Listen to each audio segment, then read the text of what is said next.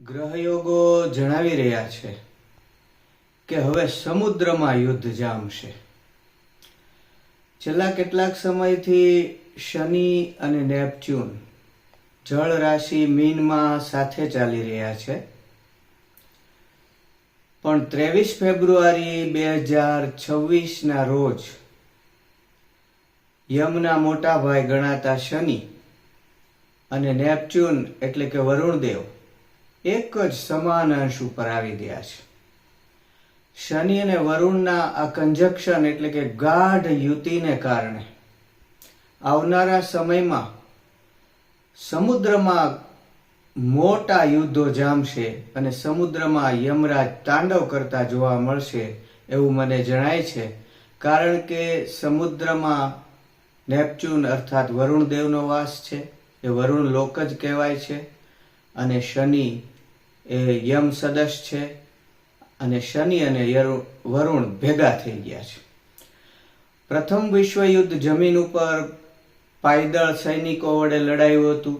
બીજું વિશ્વયુદ્ધ આકાશી વિમાનો વડે લડાયું અને આ ત્રીજું મહાયુદ્ધ કે જે મારી દ્રષ્ટિએ વિશ્વયુદ્ધ જ છે એ પણ કેટલાક સમયથી ડ્રોન્સ, ફાઇટર જેટ વિમાનો અને મિસાઇલ્સ વડે આકાશમાંથી જ લડાઈ રહ્યું છે.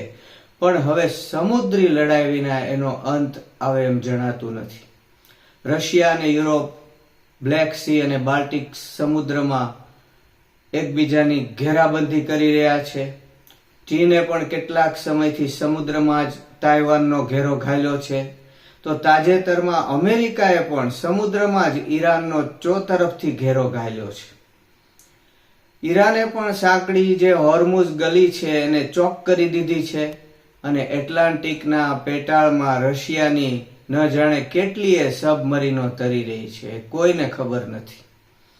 આર્કટિક અને નોર્થ સી પણ હાલ ચાલી રહેલા સંઘર્ષોની દ્રષ્ટિએ બહુ જ મહત્વના બની રહ્યા છે.